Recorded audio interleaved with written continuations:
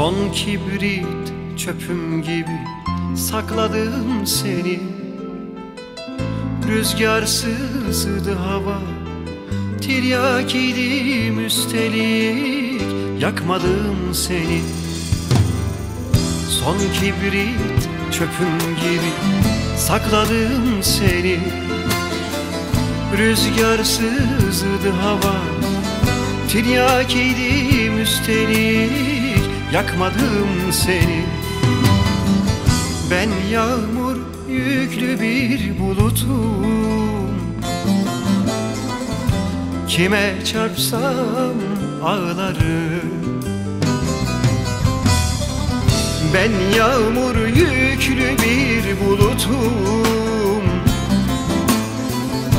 kime çarpsam ağlarım.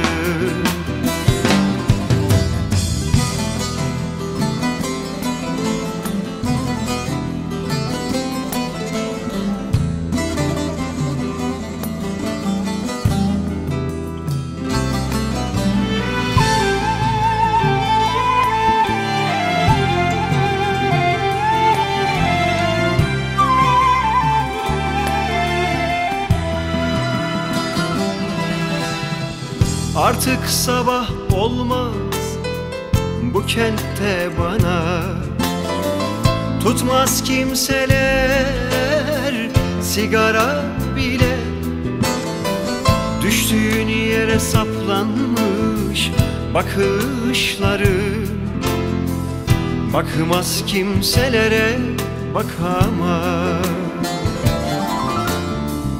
Artık bu kentte sabah olmaz, bakmaz kimselere bakamaz.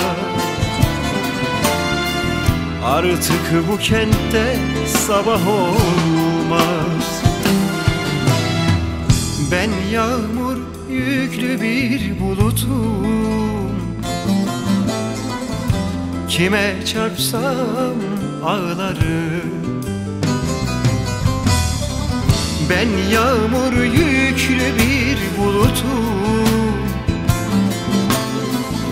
kime çarpsam ağlarım.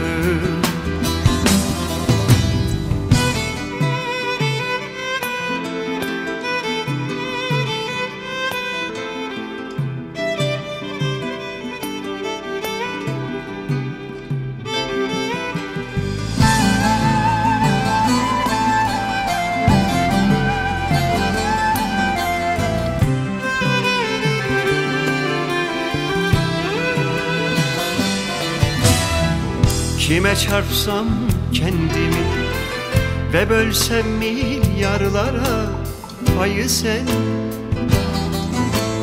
paydası sen, ağlarım. Kime çarpsam kendimi ve toplasam bildiklerimi, payı sen, paydası sen,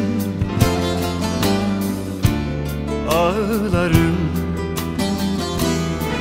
Farz et dersem karanlık, farz et ki dersem ışığım sen, güneşim sen,